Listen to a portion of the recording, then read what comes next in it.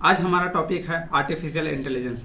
Artificial intelligence एक बहुत ही महत्वपूर्ण टॉपिक है क्योंकि पूरे दुनिया में इस समय आर्टिफिशियल इंटेलिजेंस चर्चा का विषय बना हुआ है। बहुत सारे लोगों का कहना यह है कि आर्टिफिशियल इंटेलिजेंस आने वाले समय में ह्यूमन बींग्स यानी मानव सभ्यता पे खतरा बन सकता है, और बहुत सारे इंसानों का ये भी मानना है कि आर्टिफिशियल इंटेलिजेंस ह्यूमंस के लिए लाभदायक यानी उसका टाइम बचाने का काम कर सकता है। तो इन सभी बातों को लेकर के आज हम डिस्कस करेंगे कि आर्टिफिशियल इंटेलिजेंस कैसे हमारे लिए फ़ायदेमंद होगा और कैसे हमारे लिए वो खतरनाक भी हो सकते हैं।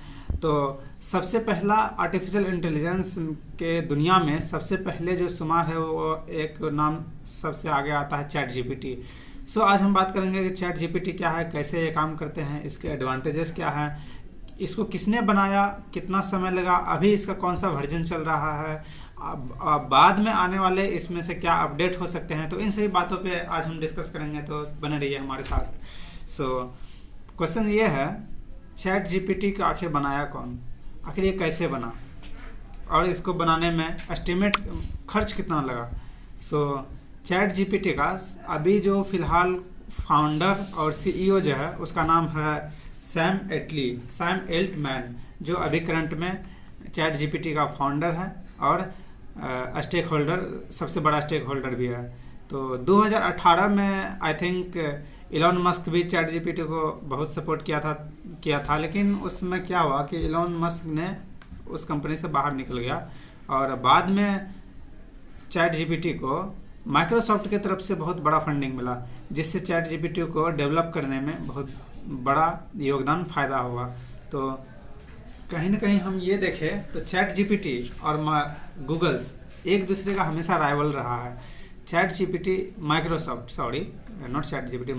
और गूगल्स एक दूसरे का हमेशा राइवल्स रहे हैं। कभी माइक्रोसॉफ्ट सोचता है कि हम गूगल से आगे निकल जाए, कभी गूगल सोचता है कि हम माइक्रोसॉफ्ट से आगे निकल जाए। तो इन्हीं दोनों की रेस में माइक्रोसॉफ्ट ने आर्टिफिशियल इंटेलिजेंस की दुनिया में चैट जीपीटी को ला करके गूगल को पछाड़ दिया। गूगल, ऐसा नहीं कि गूगल का कोई एक आर्टिफिशियल इंटेलिजेंस नहीं है, उसका भी है, लेकिन कंपैरिजन करें यदि चैट जीपीटी का, तो चैट जीपीटी कहीं गुना आगे है गूगल के आर्टिफिशियल इंटेलिजेंस से। सो आज हम बात करते हैं कि कैसे इसको बनाने के लिए जो एस्टिमेशन लगा उसका जो खर्च लगा वो करीबन 10 मिलियन के लमसम इसका पूरा बजट गया था। और God father of artificial intelligence की दुनिया में जिसका सबसे बड़ा योगदान है, जो इसको बिल्ड करने में बहुत बड़ी भूमिका निभाए हैं, उसका नाम है जियोर्जी हिटमैन, या जियोर्जी हिटमैन भी बोल सकते हैं उसको। उनका कहना यह है कि शायद मैंने अपनी ज़िंदगी में आर्टिफिशियल इंटेलिजेंस को डेवलप करके बहुत बड़ी गलती कर दी, लेकिन उनका ये भी कहना कि शायद ये मेरी मजबूरी थी, यदि मैं नहीं करता तो कोई और इसे कर देता। शायद उनका ये भी कहना है कि जब मैं इसको डेवलप कर रहा था तो उस समय तो मैं बहुत एक्साइटेड था, लेकिन धीरे धीरे हमको ये रियलाइजेशन हुआ कि शायद ये मेरी ज़िंदगी की सबसे बड़ी भूल थी कि मैंने इसे बनाया। लेकिन उनका ये भी मानना है, खैर कोई बात नहीं, यदि मैं नहीं करता तो कोई और कर देता। लेकिन उनका करंट एजेंडा यही है कि वह पूरी दुनिया को अवेयर कर रहे हैं कि हमें आर्टिफिशियल इंटेलिजेंस को तो यूज करना चाहिए, लेकिन उसको कंट्रोल वे में करना चाहिए। ये नहीं कि वह एक न एक दिन हमसे ज़्यादा, हाँ ये तो है कि आर्टिफिशियल इंटेलिजेंस इंसानी दिमाग के मुकाबले कई गुना मजबूत और बुद्धिमान हो चुके हैं। यदि हम उसको कंट्रोल ना करें तो एक न एक दिन वह हम पे ओवर रूल कर जाएगा और वह हमारे कंट्रोल से निकल जाएगा। और जिस दिन ऐसा हुआ, आर्टिफिशियल इंटेलिजेंस ह्यूमंस के कंट्रोल से निकला, उस दिन दुनिया का तबाह होते हुए कोई नहीं रोक सकता। और मशहूर बिजनेसमैन इलॉन मस्क भी यही कह रहे हैं।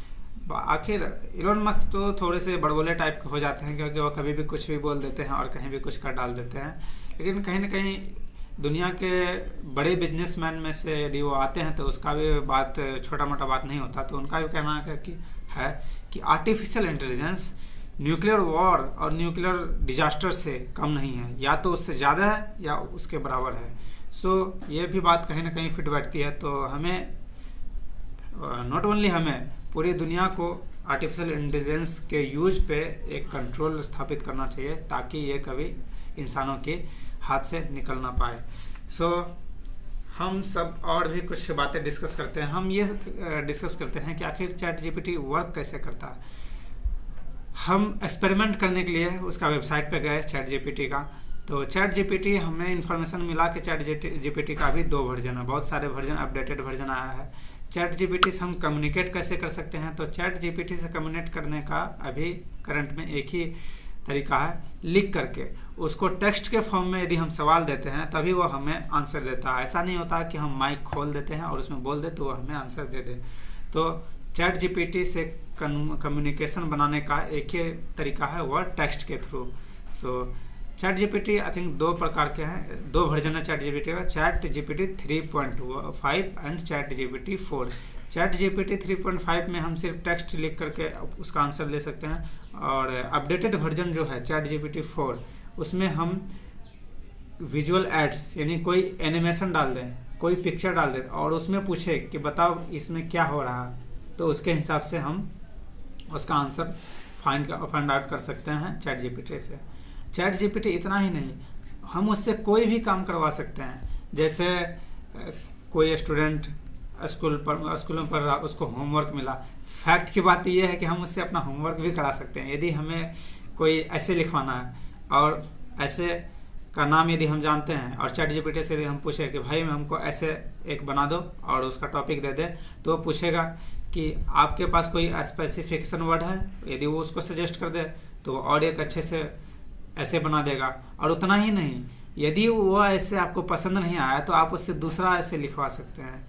और हैरानी की बात तो ये है कि चैट जीपीटी कभी भी वो अपना कंटेंट गूगल से कॉपी नहीं करता है, वो एक इंसान जैसे लिखता है नया तरीके से, न्यू मॉडल में, तो वो एक इंसान की तरह लिख के सामने ला देता है और एकदम न्यू वर्जन में। सो कहीं ना कहीं ये सोच सकते हैं कि एक इंसानी दिमाग के लिए ये संभव नहीं है कि विद इन सेकेंड वो अपना कंटेंट को चेंज कर सके, लेकिन आर्टिफिशियल इंटेलिजेंस चैट जीपीटी में ऐसा संभव हुआ और संभव है कि 2 सेकंड के अंदर अंदर वो अपना कंटेंट चेंज करके एक इंसान की तरह आपके सामने में उसका आंसर प्रेजेंट करता है। और इतना ही नहीं, कंप्यूटर की दुनिया में बात करें तो जितने भी वाइट कॉलर जॉब्स हैं, जैसे कोडर्स हो गए, सॉफ्टवेयर इंजीनियर्स हो गए, ये सब का काम क्या है? ये सब का काम ये है कि कोड बहुत तरीके का कोड लिखना। और आर्टिफिशियल इंटेलिजेंस में यदि आप उसको टॉपिक दे दें कि हमको इस टॉपिक पे हमको कोड लिखना है, तो विद इन सेकंड आपको कोड सजेस्ट कर देंगे। जैसे मैंने चेक करने के लिए कोडिंग्स, सबसे पहले हमने चैट जीपीटी से सवाल पूछा कि हु आर यू पूछते ही वहाँ पे लिखा आ गया कि यहाँ लेफ्ट साइड में आप देख सकते हैं, मैं आपको दिखा रहा हूँ स्क्रीन पे, I am in artificial AI technology made from AI team. तो ऐसे ही नॉलेजेबल वीडियो देखने के लिए रोजाना विजिट करें हमारे चैनल को। सो मिलते हैं नेक्स्ट वीडियो में। Till then keep learning and keep exploring. Okay, thank you, जय हिंद।